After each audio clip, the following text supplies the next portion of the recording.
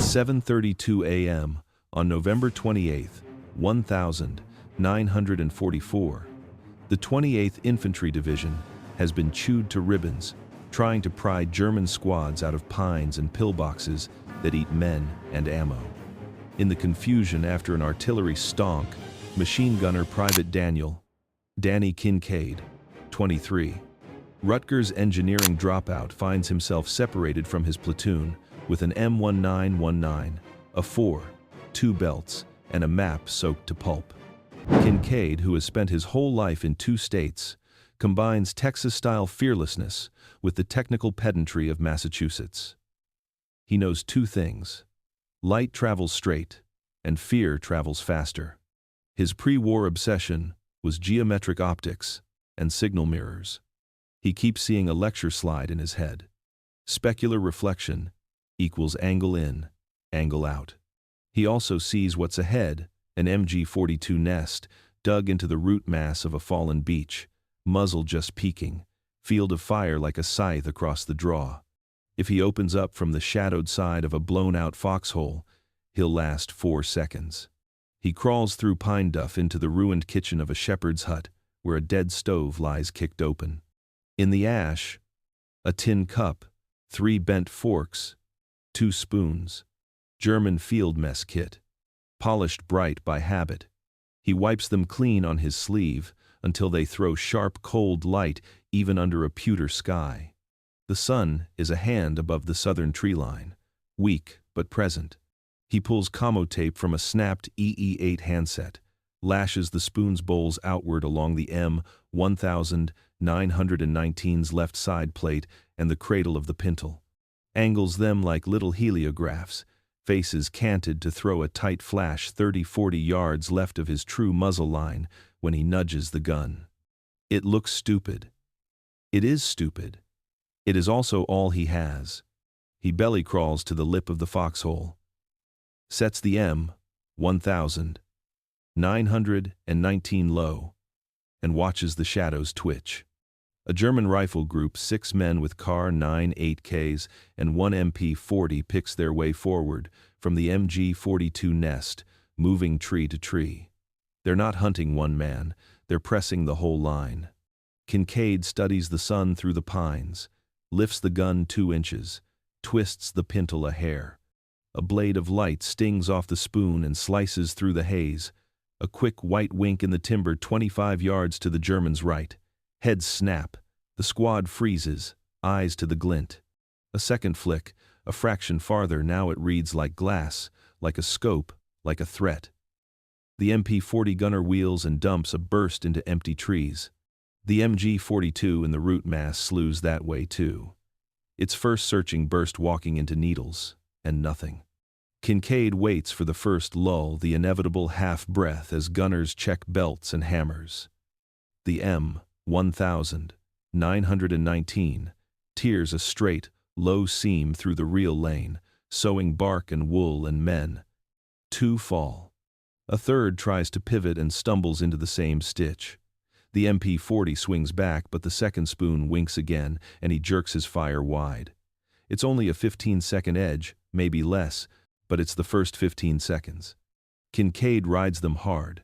2 short bursts, quick change. 2 more. The MG-42 answers late, angry, blind. Its tracers rake where the light was, not where the bullets are.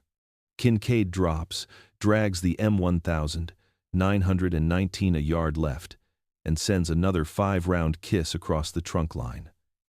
The fight is over before the German squad agrees on where to shoot. He isn't a hero. He's alone, cold, and shaking. He also isn't dead, which in the Hürtgen counts as victory. He slides the spoons a notch, re-angles them to throw the next flash deeper into the trees in case the nest crews push again. He checks his watch and the sky, sun low, patchy through scud, usable for a while.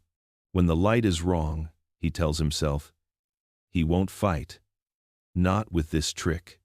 But right now the forest is a hall of mirrors he controls, and a cheap mess spoon just bought him the only currency that matters out here. The first burst. Kincaid's trick bought time, But time in the Hürtgen is fragile. The Germans weren't incompetent, they were disciplined. Word of a weird flash traveled back with the wounded. By dusk, a lieutenant from the 246th Volksgrenadier heard that a single machine gun burst had shredded a flanking element and vanished like a ghost. He pointed at the beach route and ordered his men to watch for mirrors and glints. Discipline meant they did. Next dawn, the MG-42 crew kept binoculars trained on every shiny thing within range. That's when the cleverness of Kincaid's fix mattered most. It was ephemeral and cheap. He could fabricate 3 spoon reflectors in under 5 minutes. He could remove them and re-angle them in less time. And because the flash didn't actually come from the gun's muzzle but from a predictable offset, the enemy's first instinct turned toward the flash, sent them looking at the wrong place. In combat, the wrong place is lethal. Within 2 days, Kincaid's action rippled. A corporal in his platoon, Miguel Miggs Alvarez, watched the engagement through a slit and swapped stories when they regrouped. By night, the spoons had migrated from Kincaid's rifle to the squad's BAR and a couple of Thompson stocks.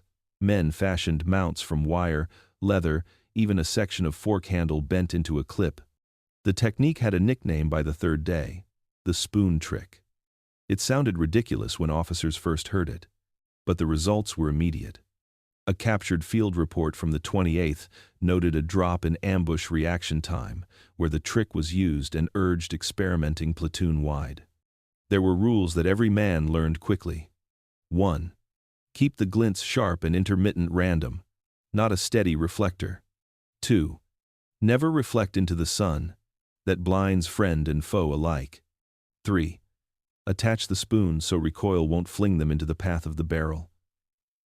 1 failure, and you've made a shrapnel lamp. 4.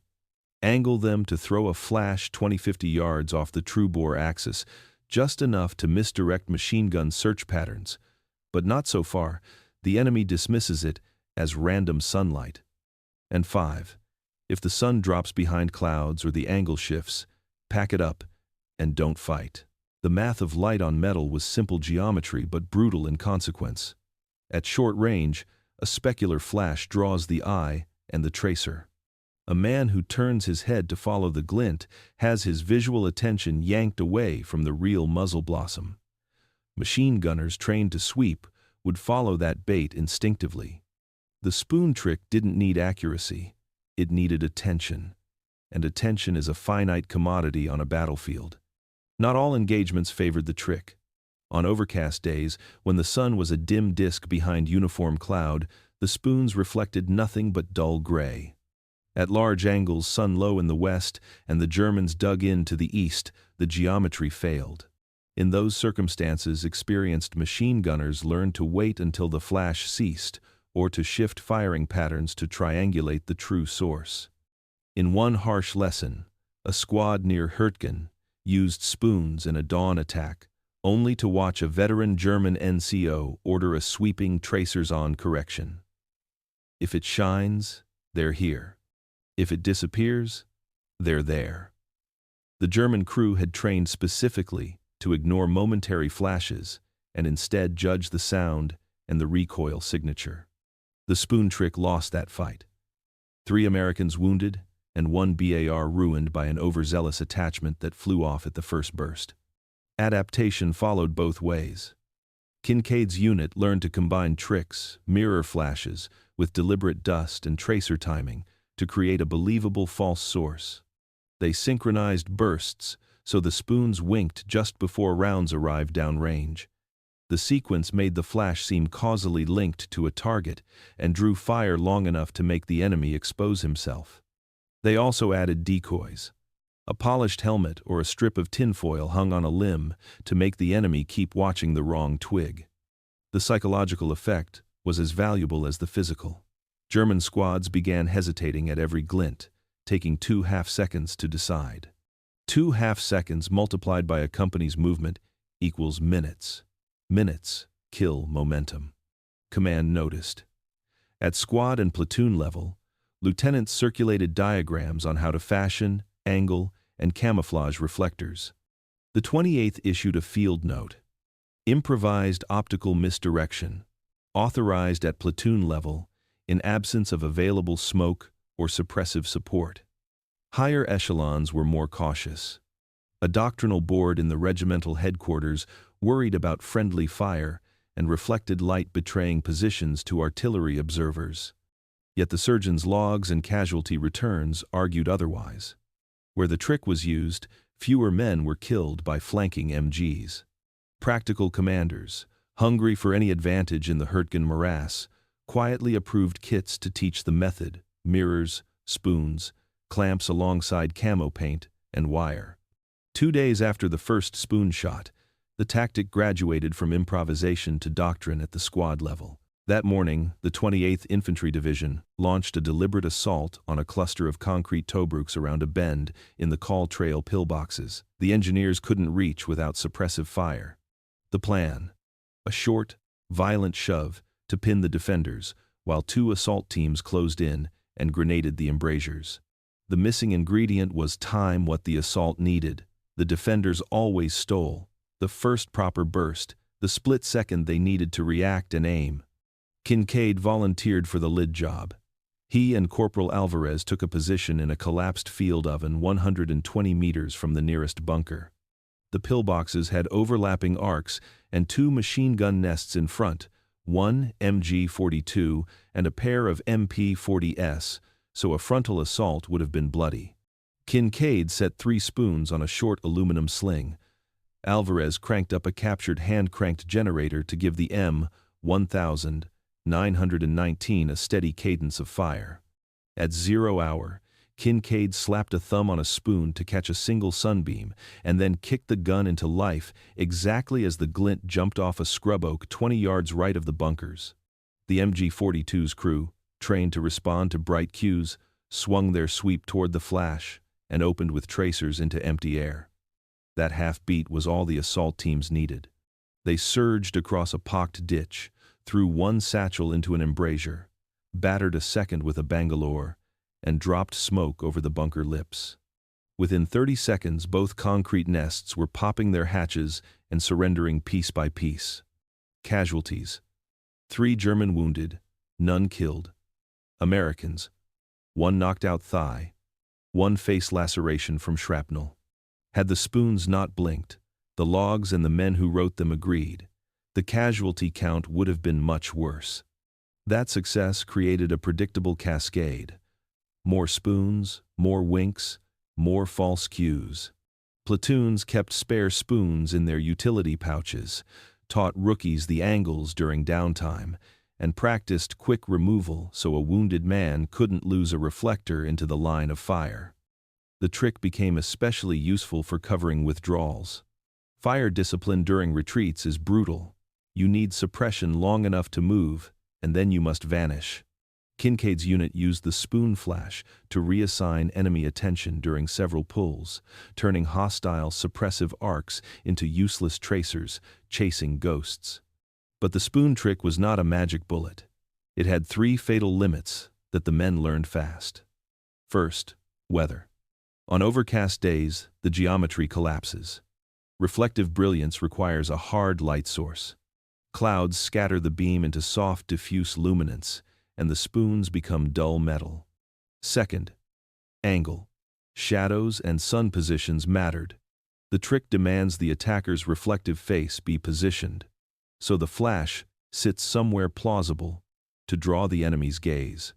If the sun put the flash behind the defenders, it only warned them, not misdirected them. Third, adaptation.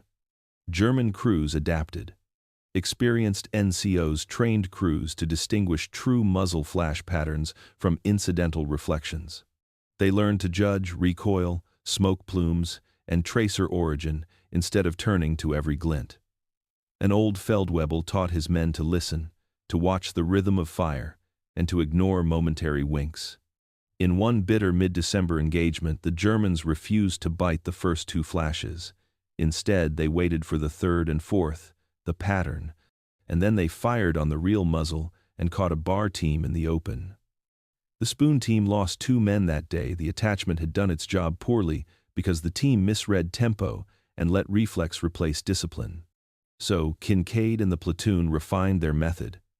They learned to pair spoons with dust and tracer timing, to engineer a believable source, a tin can polished and balanced at the right offset, a flash followed by a deliberate rise of dust from a suppressed muzzle or a low-angle burst of smoke. They practiced cadence flash, pause, flash, then real fire, so German pattern recognition would accept the bait.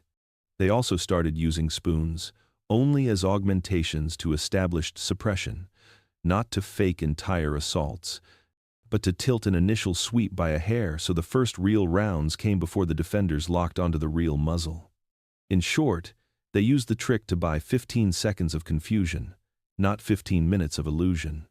The technique's most dramatic application came in a roadhouse action near Hürtgen village, where Kincaid's group bought exactly 15 seconds, and in those seconds, engineers cut 3 strands of concertina and cleared a lane for an armored M4 to pass. The tank sped through, and the momentum saved a flank that would have been encircled. A line company officer wrote afterward, "A spoon and a stupid grin saved a platoon." That sentence, crude and true, shows why field expedients survive. They work when nothing else is available, and when worked by a man who understands both the light and the limits, winter tightened its grip on the Hürtgen. Frost rhymed the spoons, mud froze into clinking ice underfoot. Kincaid's trick had spread like an oil stain, squadrons borrowing spoons, sergeants sketching angles on cigarette packs, but the enemy was not idle. German NCOs wrote new watch orders and trained eyes to parse glints from gun signatures. The battlefield is a conversation. One side speaks, the other learns to listen. That's when the spoon trick hit its most dangerous test. A calculated countermeasure, and a weather window that turned the whole idea upside down. On January 7, 1945, the 28th Division was ordered to seize a stone mill at the lip of a frozen gully, pointed ground that controlled artillery observation for miles. The mill sat in a shallow bowl. The sun rose late and shallow there, riding low behind a ridge that threw the entire valley into long, hard shadows until mid-morning. Perfect terrain for well-positioned MG-42s. Lieutenant Harrow's platoon, Kincaid's parent unit, was to provide the suppressive arc while engineers wired Bangalore to the mill doorway. Kincaid volunteered again, flat-faced and quiet, because he'd learned that the trick rewarded men who were fast and patient. They moved at 0700. The sun was a sliver behind cloud bank, specular reflections faint as breath. Kincaid rigged 3 spoons and a false helmet reflector on the bar, angling them to catch any stray ray. 30 seconds before 0, he tested the flash. Nothing. The cloud bank rolled in, and the valley dimmed. The spoons were dead metal. No light, no misdirection. Command drilled in radio. Hold until light, no stupid moves. The engineers cursed. Time bled. That afternoon, the clouds thinned enough for a weak sun. The assault went. Kincaid's first flash flared, and the pillbox crews did something new. They didn't turn toward the glint. They watched the arc of incoming dust, the minor muzzle smoke, and most importantly, they listened. German MG-42 teams trained to discern acoustic signatures, and the motion of bolt cycles could triangulate a gun's location by sound and by the trail of spent cases and tracer convergence. On this day, they used a different technique to neutralize the spoon trick: delay and triangulation. Instead of following the first glint, they waited for the pattern to stabilize, for sound and smoke to reveal the real muzzle position. When Kincaid's BAR hit, they judged correctly and strafed his position before he could re-angle the spoons. 2 men down. The assault stalled. That failure was a lesson in ugly clarity. The spoon trick worked because it multiplied attention. It failed when the enemy refused to bite, and instead used other senses. Kincaid spent the next night turning the failure into refinement. He studied tracer patterns, learned to force smoke cues, and worked with an engineer to rig a cheap muzzle plume device, an oil-soaked rag that spat a momentary wisp of smoke just after a spoon flash. The idea: make the flash look causally linked to a real gun, not an accidental glitter. The Germans could train to ignore glints, but they couldn't ignore sudden muzzle smoke, then bullets. The trick became about choreography: flash, pause, plume, fire. 3 beats that formed a credible false source. Equally important, Kincaid learned when not to use it. On overcast days, or when the sun hid behind a ridge, he stowed the spoons. Combat veterans call that discipline: knowing your trick's envelope and refusing to overuse it. A spoon in poor light does nothing but advertise reflection and draw countermeasures. At dawn, the spoons were king. At noon, in flat light, they were useless. Kincaid warned squads: if the light'll help them see you, don't be the guy who glints. He made a shorthand for it. Sun safe, a simple check. Sky, angle, opponent's azimuth. If sun safe, he'd fight. If not, he'd melt back and wait for artillery smoke. The Germans also countered tactically. Veteran platoons started sending forward a screensman, an NCO, with a polished visor or plate, who would purposefully create decoy glints closer to their own lines to teach their gunners to ignore shiny things. They trained crew members to listen harder and to use a pattern-based release: only fire when 4 cues matched flash, tracer convergence, case ejection sound, and visible recoil smoke. That protocol increased reaction time, but reduced false target hits. It could beat an amateur spoon trick, but it slowed the German tempo, and tempo matters when you're on the attack. Kincaid's reply was to systematize deception. He developed flash teams, 2-man pairs where one produced the optical cue, while the other created dust and a small puff of smoke using a tin of cordite scraps wrapped in oil. They rehearsed timing until it was muscle memory.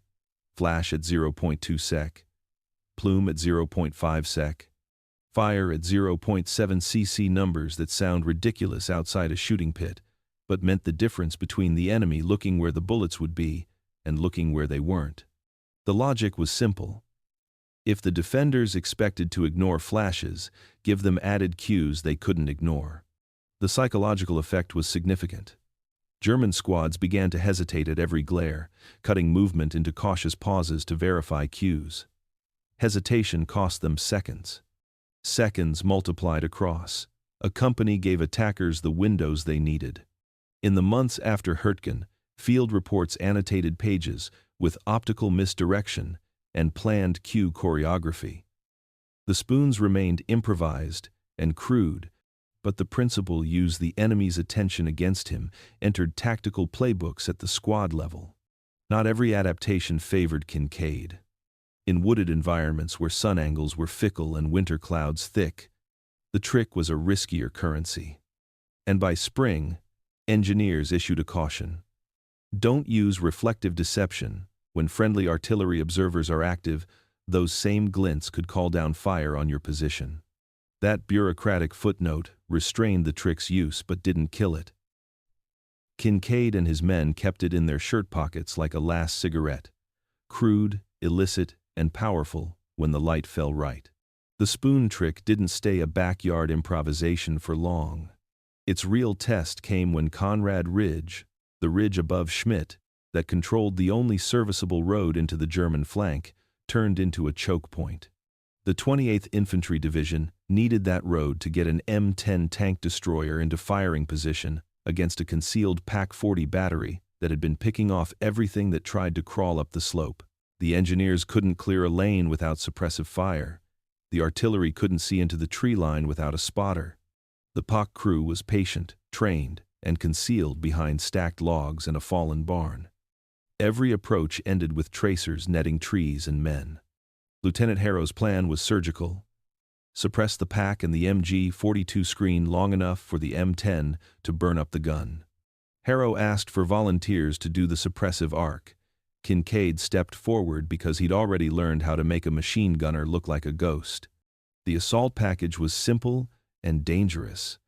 Kincaid on the BAR with 2 spoon mounts, a 3-man supporting fire team with Thompsons and tracer belts, a forward artillery observer, and the M10 crawling like an old tortoise up the intact rut. Timing was everything, one wrong flash, and the defenders would close on the real muzzle. They hit at 0900 on a brittle March morning when sunlight sliced through bare branches and the sky held a brittle clarity that favored specular reflections.